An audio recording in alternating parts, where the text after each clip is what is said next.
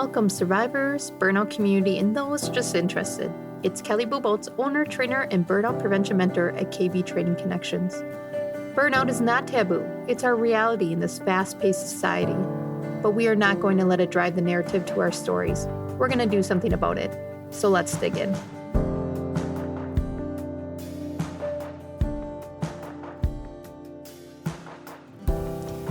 If you've been listening to the last couple show episodes, you know it's been heavy. You know we went into a really dark place, and we're coming back into the light. We know our path. We have a sense of direction. The fog, that deep, dense fog is being lifted. So now it's time to step into the momentum, because we've been tired, and that's okay. Actually, that's great. I want you to be tired. I want you to be tired of waking up every day like the last, walking around like a zombie, tired of being tired. That's going to be the pure catalyst that starts to get you to change, that you're just sick of it. So it's time. And I love that power. There is power in progress, in having enough, hitting that limit, and standing back up. You're there, especially if you've went through the last couple episodes. You've been to some places, right? You had to revisit some rough patches and rough seasons of your life. So let's start stepping into the momentum. I want to talk about something that's really adhering us. And in the last couple of workshops, I've been traveling all around doing national speaking, in-person workshops. I've been doing a few virtual coachings, but basically I've been traveling around in big groups doing workshops and conference speeches on some of my new topics. And building resiliency for the last year and a half has been the hottest workshop and keynote speech, just talking about burnout, breaking it down. Let's talk about it. But now it's time to change. So my two newest workshops, the first one, What You Know About Burnout is Dead Wrong, where we start digging into why are we still missing passion and purpose and energy? Why are objectives and company goals and just our workload in general just so misaligned? That's a hot workshop, and it's so exciting to see all the action plans, both individually and team-wise, that come out of that. The other workshop that I've been doing at conferences and breakout sessions has been, why aren't we moving forward? Why are we stuck? Why is this wheel still spinning in the mud? We're changing things. We're doing things different, and yet we can't change. That's another hot workshop that I've been traveling around, moving the communities one step at a time, away from zombie mode and back to energy. But there's a common theme that I've been seeing across these workshops and conferences and follow-up emails afterwards, is time. And we're not going to talk about time management this show. Certainly, you know I love talking about time management. We have one other episode already on it. It's all over my newsletter. If you've been in my workshops, we tap on that. But there is a misuse of time as if it's guaranteed and unlimited. And what's interesting is when I start to reduce that time, people start focusing their efforts, their actions where there's value, where there's re-energy, with purpose. But we think it's unlimited, so then we fill the space. I'll just do that tomorrow. I'll do that another day. I'll try that next year. I quit. I'll do it another time.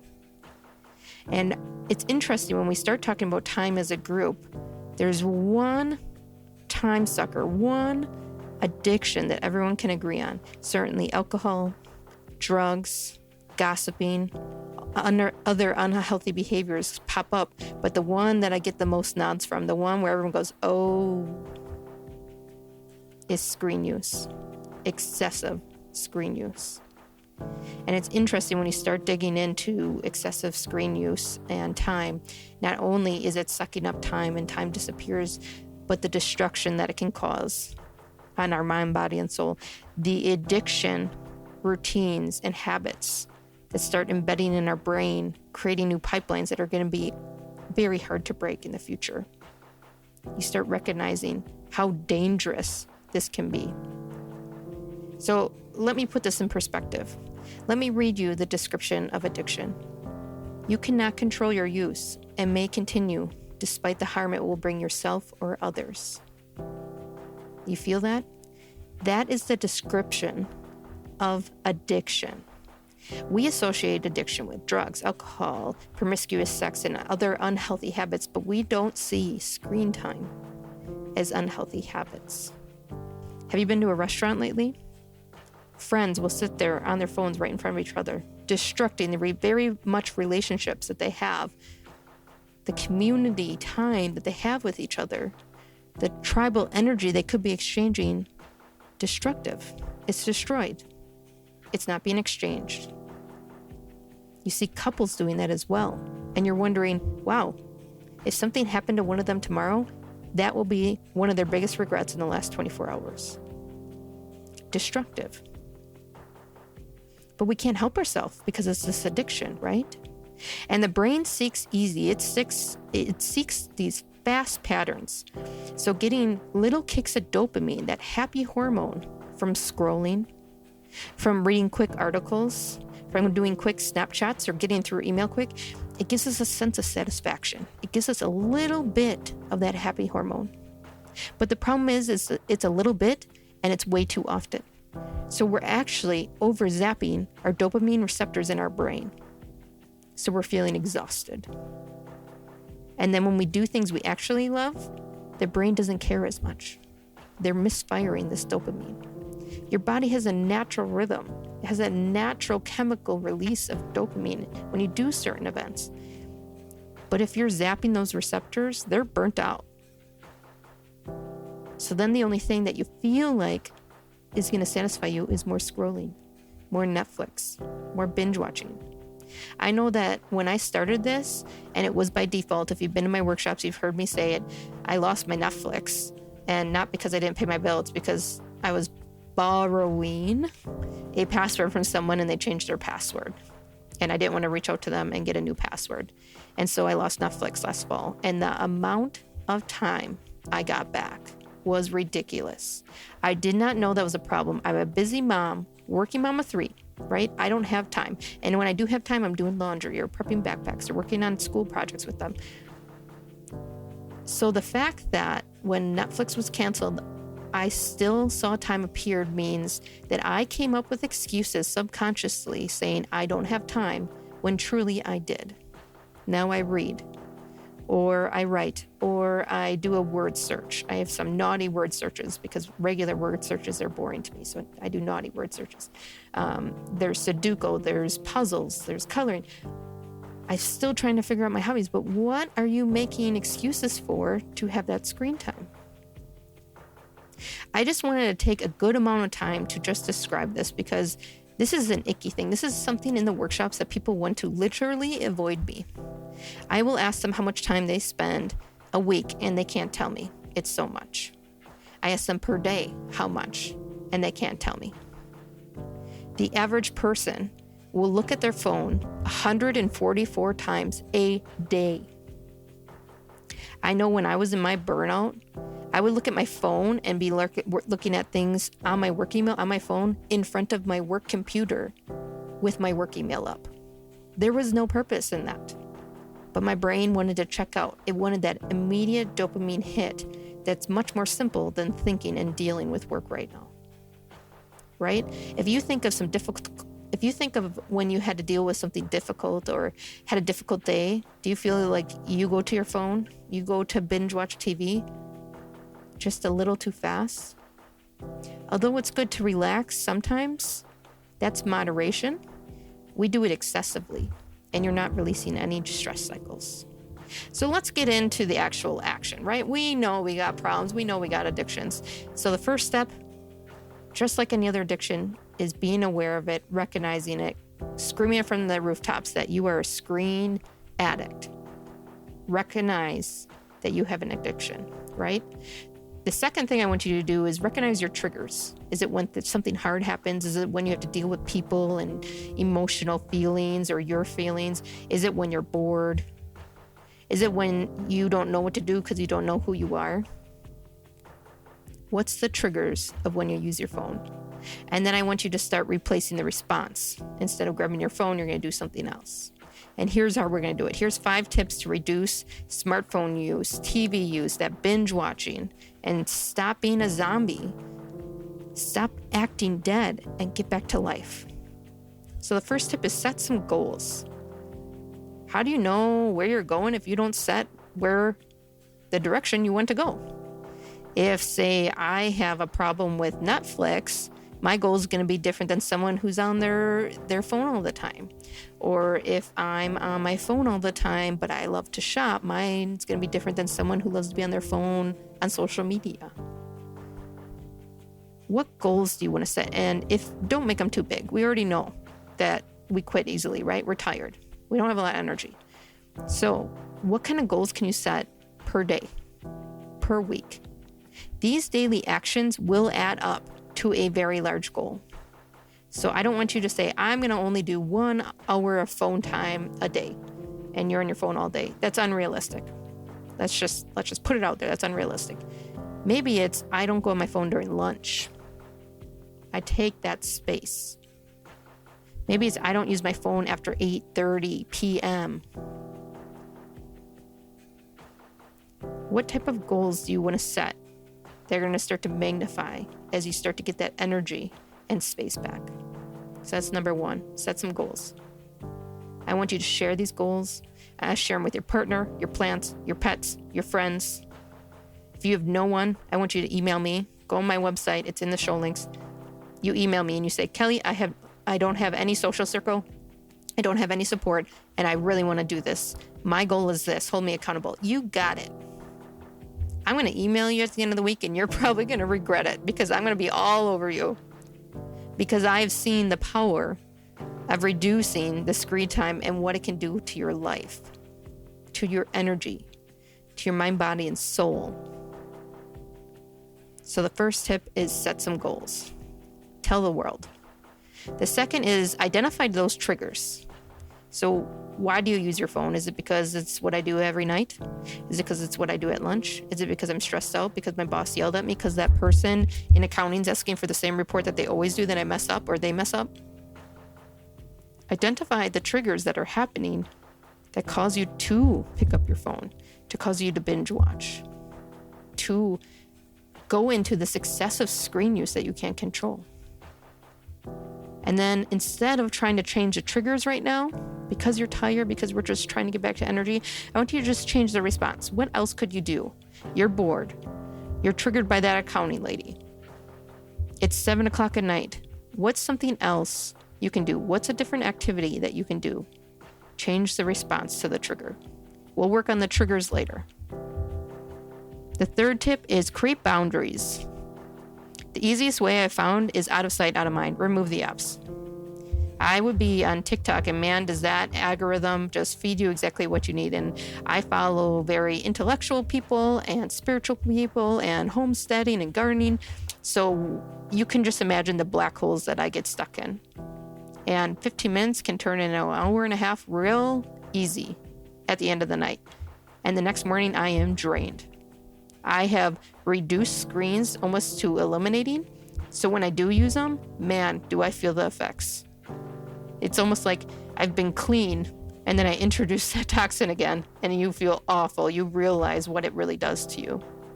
So how can you create boundaries? If you can't stop using TikTok at night, if you can't stop using all the rest of the social media or that game app that you're always on or shopping, take it off your phone.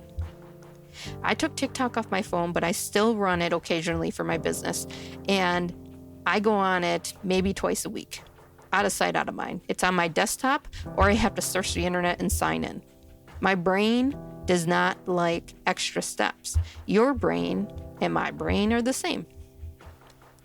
Make extra steps and it won't want to do it. Make it hard to sign in. Make it hard to just click something open and it won't want to do it. It says, oh, that seems like a lot more steps than I thought. Let's go do something else. So now I don't have this urge anymore to get on TikTok. Now, certainly my muscle memory wanted to do something with my thumbs. I even opened my calculator a bunch of times and just like fussed around with the calculator because I was so used to a trigger and that muscle movement action. But eventually, probably 2 days, that died out. And now I just go on TikTok. I actually have to remind myself to go on TikTok to engage for my business. What kind of boundaries can you create? What kind of apps can you remove to make this doable.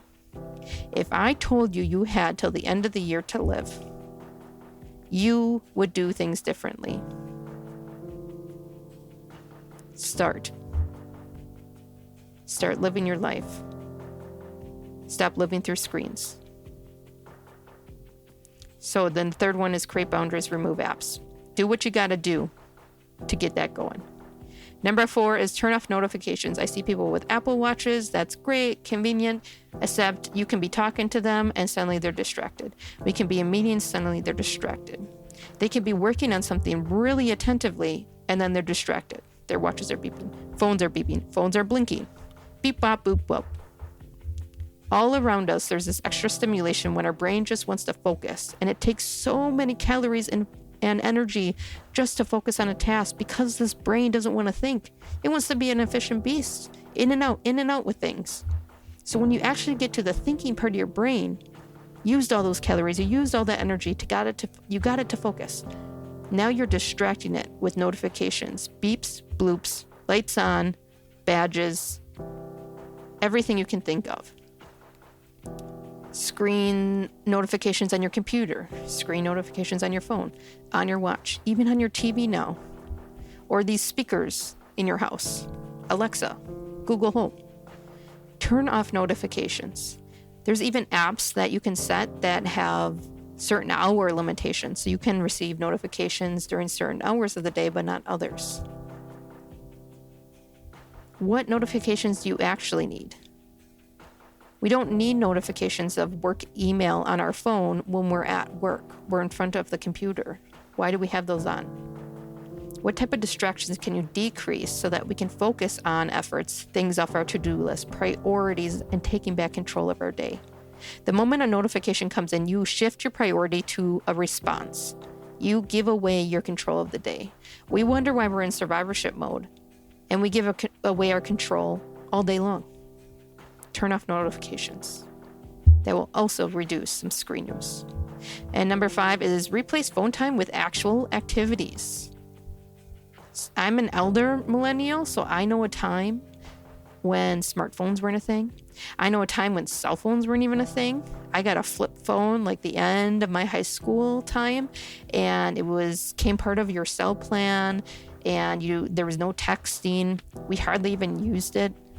And then, man, did that escalate quickly. From flip phones to texting as part of your plan to unlimited texting to smartphones, and then after smartphones came out, that was it. It's basically a personal computer we carry around with us all day long. When I say in workshops, what would you do if I took away all your phones? What would you do this weekend? It surprises me every workshop that I ask that, how many people don't know what to do with themselves. We have slowly lost our identity to screen time. We want to move from zombie mode back to liveliness, but we choose to live as zombies. And part, again, about moving out of zombie mode is stop acting dead. Let's start doing activities. Activities don't have to be fast-paced or physical.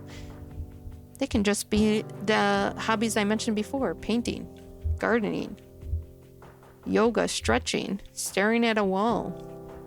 You can even do house projects. Turn the music on, dance. If you have any children at all, maybe pay attention to them because they are watching you. They are becoming you. And of course, all those parents want our kids to have a better life than we did. What are we teaching them?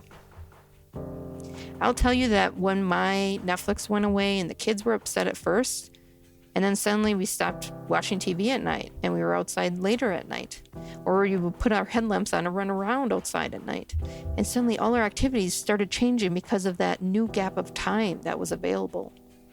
And they didn't miss a beat. If anything, there was more laughs, heavier sleep,